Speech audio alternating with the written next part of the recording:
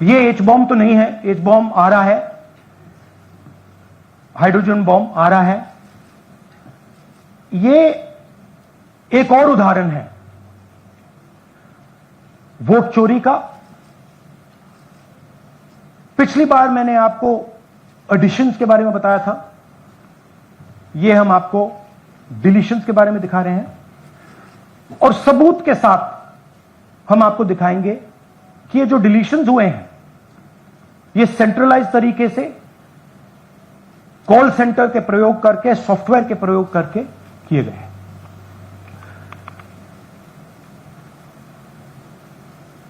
हमारे पास इस प्रेजेंटेशन में जो मैंने आपको अभी दिखाया 100% सबूत है, प्रूफ है कि ज्ञानेश कुमार जी हिंदुस्तान के चीफ इलेक्शन कमिश्नर वोट चोरों की रक्षा कर रहे हैं, और यह मैं आपको अभी दिखाने जा रहा हूं।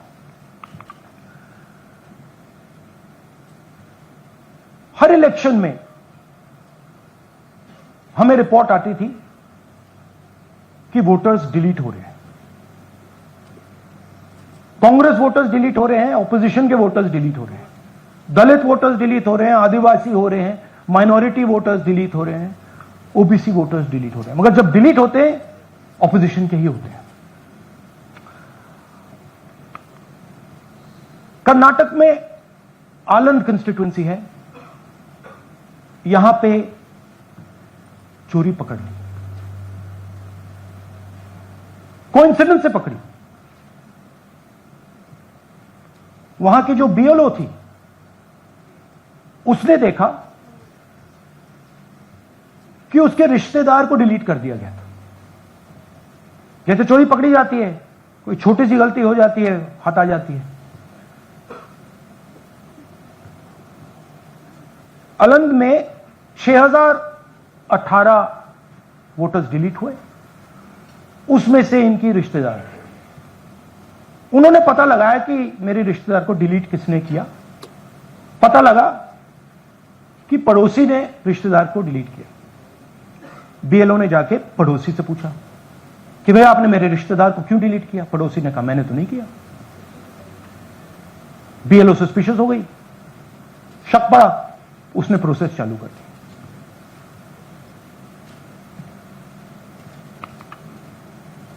पता क्या लगा कि कोई ना कोई, किसी ने आलंद में वोटर डिलीशन सिस्टमैटिकली ऑर्गेनाइज तरीके से, सेंट्रलाइज तरीके से किया। हमें यह नहीं मालूम कि आलंद में कितने वोटर डिलीट हुए, क्योंकि इससे बहुत ज्यादा हो सकते हैं। 6000, तकरीबन 6000 पकड़े गए, उस पर इन्वेस्टिगेशन हो गया। क्या पता लगा कि फाइलिंग ऑटोमेटिकली ऑनलाइन हो रही है। मोबाइल नंबर्स कर्नाटक के नहीं यूज हो रहे, मोबाइल नंबर्स दूसरी स्टेट के यूज हो रहे हैं। इनफैक्ट कर्नाटक के नंबर थे ही नहीं उसमें। मतलब आप दिल्ली में बैठे डिलीट कर रहे हो, आपका नंबर तमिलनाडु का है। आप गुड़गांव में डिलीट कर रहे हो, आपका नंबर झारखंड का है। और जब हम चेक कर रहे हैं कि भैया आपका नंबर है, तो आपका नंबर है ही नहीं, किसी और का नंबर है। और टारगेट करके कांग्रेस वोटर्स को डिलीट किया गया। ये गोदाबाई जी हैं, इनके नाम पर 12 वोटर्स डिलीट किए गए। इनको मालूम ही नहीं, इनको पता ही नहीं कि इन्होंने 12 वोटर्स डिलीट किए। दिखाइए जरा। ಇಲೆಕ್ಷನ್ ಟೈಮ್ ಈಗ ये इनका वीडियो है। ನಾ ಅರ್ಜಿ ಹಾಕಿಲ್ಲ, ನನಗೆ ಅದಕ್ಕೆ ಸಂಬಂಧ ಇಲ್ಲ। ಅದು ಯಾರು ಹೊಟ್ಟಿ ಕಿಚ್ಚಿಗೆ ಯಾರು ಏನ ಹಾಕ್ಯಾರ ಅನ್ನೋದು ನನಗೆ ಗೊತ್ತಾಗಿಲ್ಲ। तो इनको आइडिया नहीं है कि इन्होंने वोटर्स डिलीट कर दी।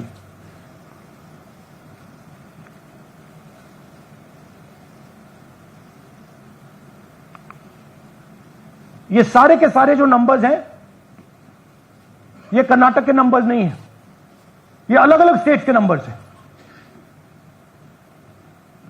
और इन नंबर्स को आप फोन करके देखिए, रिप्लाई नहीं आता है।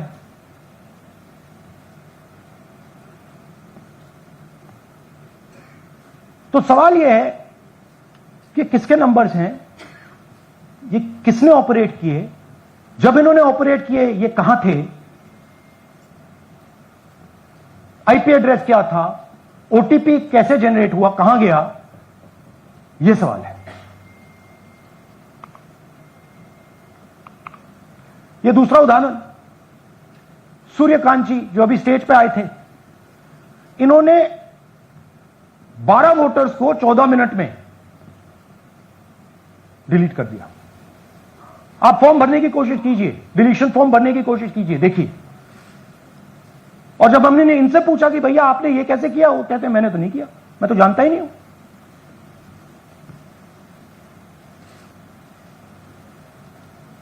बबीता चौधरी जी का इन्होंने एक नाम डिलीट किया, यहां खड़ी है बबीता जी, यहां है, सूर्यकांत जी यहां है, आ जाइए जरा स्टेज पे, एक सेकंड आ जाइए, ये दोनों खड़े हैं यहां पे, सूर्यकांत जी, बबीता जी। इनको मालूम ही नहीं कि इन्होंने डिलीट किया। Thank you. नागराज जी, इन्होंने 2 एप्लीकेशन 36 सेकंड में फाइल कर दी है। और मजे की बात देखिए, ये 4 बजे सुबह उठ के फाइल कर रहे हैं। पता नहीं क्या हुआ, 4 बजे सुबह कहा कि भैया मैं 2 वोटर को डिलीट करूंगा, और कितने 36 सेकंड में डिलीट करके फिर सो गए।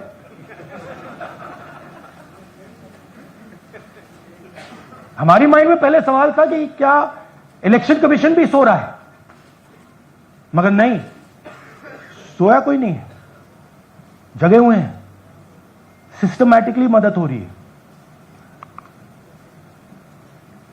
यह देखिए दूसरी बात, जो भी डिलीट कर रहा है वोटर लिस्ट में उसका सीरियल नंबर 1 है। मतलब जो भी वोटर लिस्ट में पहले नंबर पे आता है वही डिलीट कर रहा है। 5वें नंबर वाला, 7वें नंबर वाला, 10वें वाला कोई नहीं कर रहा। तो हो क्या रहा है, सॉफ्टवेयर से यह काम किया जा रहा है। सॉफ्टवेयर प्रोग्राम कह रहा है पहला नाम निकालो और इसका प्रयोग करके डिलीट करो। टारगेटेड डिलीशंस हो रहे हैं। कांग्रेस पार्टी पर आनंद में अटैक किया। टॉप 10 बूथ्स जहां सबसे ज्यादा कांग्रेस की स्ट्रेंथ थी वहां टारगेट किया। और 2018 में पिछले इलेक्शन में 10 में से 8 बूथ कांग्रेस पार्टी जीती थी, और इन 8 में से इन्होंने 6000 लोग उड़ाने की कोशिश की। ये कोइंसिडेंस नहीं था, ये प्लान था, और ये सेंट्रलाइज तरीके से किया जा रहा है। अब मैंने बहुत बड़ी बात बोली, चीफ इलेक्शन कमीशन के बारे में मैंने बोला कि यह व्यक्ति वोट चोरों की रक्षा कर रहा है। जो भी मैं यहां बोल रहा हूं 100% प्रूफ के साथ, सबूत के साथ बोल रहा हूं। और मैं अभी आपको दिखाना चाहता हूं कि मैं ये शब्द क्यों बोल रहा हूं और किस बेसिस पे बोल रहा हूं। आपको अपनी आंखों से यह दिखेगा। कर्नाटका सीआईडी ने केस चालू किया कि ये वोटर कौन है, ये फोन किसके हैं, ये आईपी एड्रेस क्या है, ओटीपी कहां गया, इन चीजों के बारे में इन्वेस्टिगेशन शुरू होती है। कर्नाटक सीआईडी ने हिंदुस्तान के इलेक्शन कमीशन को 18 चिट्ठियां लिखी। हमें आप ये इंफॉर्मेशन दीजिए, बिल्कुल क्लियर है, डेस्टिनेशन आईपी दीजिए, डिवाइस डेस्टिनेशन पोर्ट दीजिए, ओटीपी ट्रेल दीजिए, फोन नंबर्स दीजिए, फोन नंबर्स के मालिकों के नाम दीजिए। क्लियरली पूछा है, नो आंसर। 18 चिट्ठी CID Karnataka, no answer from chief election commissioner, no answer from election commission. Timeline देखिए,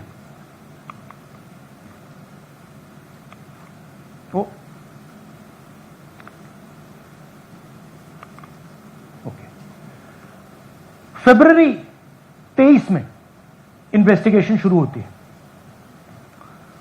मार्च 23 में कर्नाटक का सीआईडी चिट्ठी लिखती है ईसीआई को कि हमें सारे डिटेल्स दे दीजिए।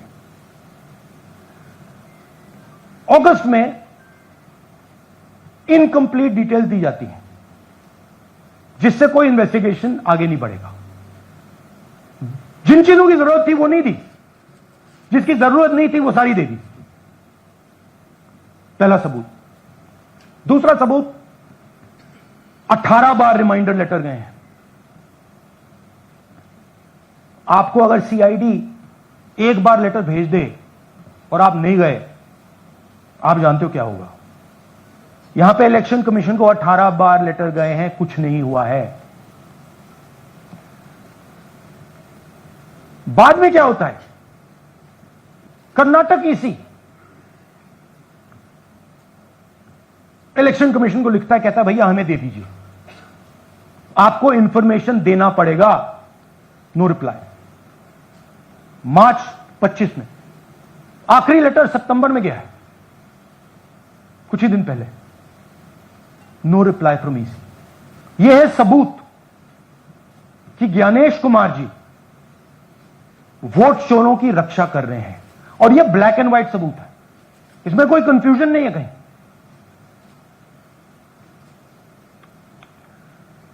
तो सवाल उठता है, ये है कौन जो सेंट्रलाइज तरीके से कॉल सेंटर के प्रयोग से, सॉफ्टवेयर से अलग अलग प्रदेशों में वोट डिलीट कर रहे हैं, ऐड कर रहे हैं। इलेक्शन कमीशन जानता है, ज्ञानेश कुमार जी जानते हैं। अच्छा, ये सिर्फ आनंद में नहीं हुआ, ये अलग अलग कंस्टिट्यूएंसीज में हुआ है। आनंद में लीगल प्रोसेस चालू हो गई, पकड़ लिया। यहां महाराष्ट्र में उसी मोडस ऑपरेंडी से, उसी सिस्टम से यहां पे वोट ऐड हुए हैं। आनंद में डिलीट, रजौरा में एडिशन। 6850। आपको याद होगा पिछले प्रेजेंटेशन में मैंने आपको नाम दिखाए थे, ये देखिए वही नाम यहां है। वही सिस्टम महाराष्ट्र में चल रहा है जो कर्नाटक में चल रहा था। नाम वैसे ही है, जेडब्ल्यू जेडब्ल्यू जेडब्ल्यू, पता वैसा है, जेडब्ल्यू जेडब्ल्यू, नाम यू ऐसे किसी ने टाइप करके लगा दिया। तो जो ये काम कर रहा है, ये उत्तर प्रदेश में, हरियाणा में, बिहार में, कर्नाटक में, महाराष्ट्र में वही कर रहा है।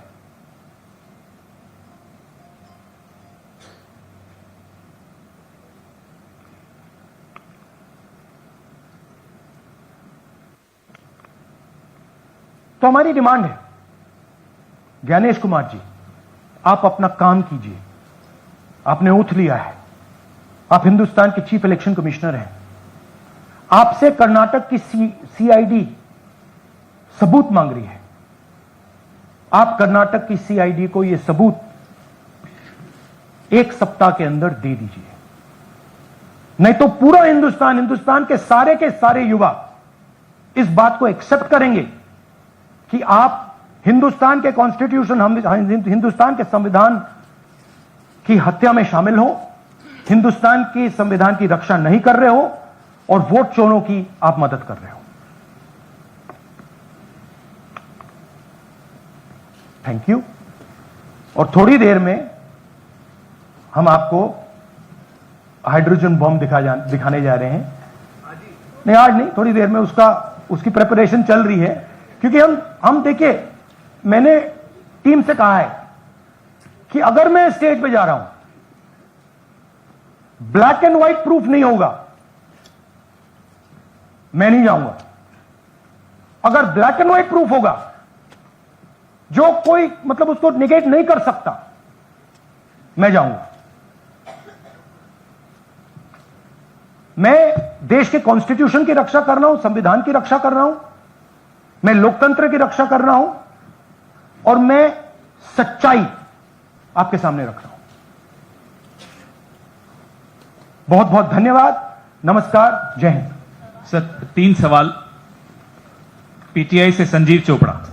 या राहुल जी, दिस साइड। या राहुल जी इधर। हाँ, कहां है? To your right. हाँ, हेलो। राहुल जी, आज आपने नया खुलासा किया है कि कैसे वोट चोरी हो रही है। आपने पहले भी महादेवपुरा के बारे में बताया कि कैसे एडिशंस हो रही हैं, अब आपने बताया कैसे डिलीशंस हो रही हैं। लेकिन देखने में ये आ रहा है कि इलेक्शन कमीशन इस पे कोई एक्शन नहीं ले रहा और आगे चल के वो तैयारी कर रहे हैं पूरे देश में एसआईआर लाने की। तो आप इस मुहिम को आगे कहां तक ले जाएंगे और एसआईआर के बारे में क्या करने वाले हैं? देखिए, हम आपके सामने क्रिमिनलिटी रख रहे हैं। हमारा काम आपके सामने सच्चाई रखने का है और हम रख रहे हैं। हिंदुस्तान में दूसरे इंस्टीट्यूशन भी हैं, सिर्फ इलेक्शन कमीशन नहीं है, लीगल सिस्टम है, उनको भी इन चीजों को देखना चाहिए। यहां पे हम चीफ इलेक्शन कमिश्नर के बारे में ब्लैक एंड व्हाइट कह रहे हैं। आपने कहा कि हमने एडिशन डिलीशन दिखाया। पहले प्रेजेंटेशन में मैंने एडिशन दिखाया था, अब हमने डिलीशन दिखाया है, मगर हमने एक और चीज जोड़ दी है। एडिशन और डिलीशन का सिस्टम, उसका स्ट्रक्चर, उसका तरीका, और हमने यह दिखाया है कि जो डिलीट कर रहा है, जो ऐड कर रहा है, महाराष्ट्र में, कर्नाटक में, यूपी में, वो एक ही आदमी, एक ही फोर्स। हमने आपको वो एड्रेसेस दिखाए। Same system is being used in Maharashtra, is being used in Karnataka, is being used in Uttar Pradesh, is being used in Haryana. Same people are doing it. Say Siddharth, ANI. Sir, this side sir. हाँ sir, on your left sir. हाँ, on your left, this side sir, on your left. Sir, मेरा आपसे सवाल ये है कि जब आप कह रहे हैं कि ज्ञानेश कुमार जो चीफ इलेक्शन कमिश्नर है, उन्हें पता है ये कौन कर रहा है, हाँ, और ये पॉलिटिकल फायदा जरूर किसी को हो रहा है। आप कह रहे हैं कांग्रेस के बूथ के ऊपर ही हाँ, सारे वोट्स डिलीट किए जा रहे हैं, तो वो कौन लोग आपके हिसाब से हैं जिनको ये फायदा पहुंच रहा है, पहला। और दूसरा ये, वो आपने एक हफ्ते का समय दिया है, जब आपने एक हफ्ते का समय दिया है, तो क्या एक हफ्ते बाद आप इसको आगे कैसे इनिशिएट करेंगे? क्या आप लोग कोर्ट का रास्ता अपनाएंगे या और कोई हायर एजेंसी से इस बात की डिमांड करेंगे? क्योंकि ये ऑर्गेनाइज तरीके से क्राइम दिखाई दे रहा है जो आप बता रहे हैं, अगर आपकी बात के ऊपर जाएं। देखिए, फ्रैंकली ये जो मैं यहां कर रहा हूं, ये मेरा काम नहीं है। मेरा काम डेमोक्रेटिक सिस्टम में पार्टिसिपेट करने का है। मेरा काम डेमोक्रेटिक सिस्टम की रक्षा करने का नहीं है। वो काम हिंदुस्तान के इंस्टीट्यूशंस का है। वो काम वो नहीं कर रहे हैं, इसलिए मैं कर रहा हूं। अब मैं आपको यह कह सकता हूं कि हमने आपको 2 बार सबूत दिखाया है, और जब हम ये प्रेजेंटेशन खत्म करेंगे, इसमें लगेंगे 2-3 महीने, जब हम ये खत्म करेंगे, आपके माइंड में कोई डाउट नहीं होगा कि हिंदुस्तान में state after state, Lok Sabha after Lok Sabha चोरी हो रही है। तो मेरा काम सच्चाई दिखाने का है। मैं हिंदुस्तान की जनता को, हिंदुस्तान के युवाओं को सच्चाई दिखा सकता हूं। यह मेरा काम है। उनकी जो इंटरेस्ट है, क्योंकि ये जो कॉन्स्टिट्यूशन है, ये हिंदुस्तान की जनता का रखवाला है, प्रोटेक्टर है, और मैं इसकी प्रोटेक्शन कर रहा हूं। इसकी प्रोटेक्शन करने का काम हिंदुस्तान के इंस्टीट्यूशंस का है, हिंदुस्तान के ऑपोजिशन लीडर का नहीं है, मगर इंस्टीट्यूशंस नहीं कर रहे हैं। अच्छा, एक इंटरेस्टिंग बात आई है जो मैं आपको बताना चाहता हूं कि इलेक्शन कमीशन के अंदर से हमें मदद मिलनी शुरू हो गई है। मैं साफ बोल देता हूं, इलेक्शन कमीशन के अंदर से, पहले नहीं हो रहा था, अब इलेक्शन कमीशन के अंदर से इंफॉर्मेशन आ रही है। यह रुकेगा नहीं,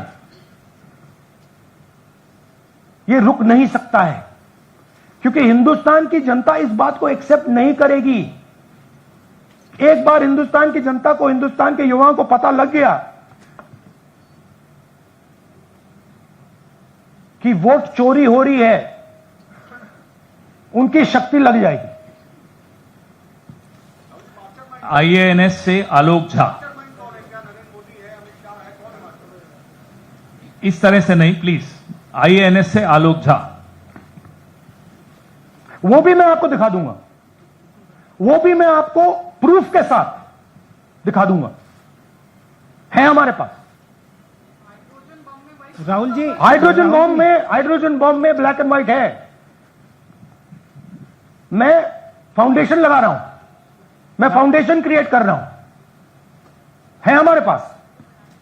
मैं इस स्टेज पे बिना प्रूफ के नहीं चढ़ूंगा, बता रहा हूं।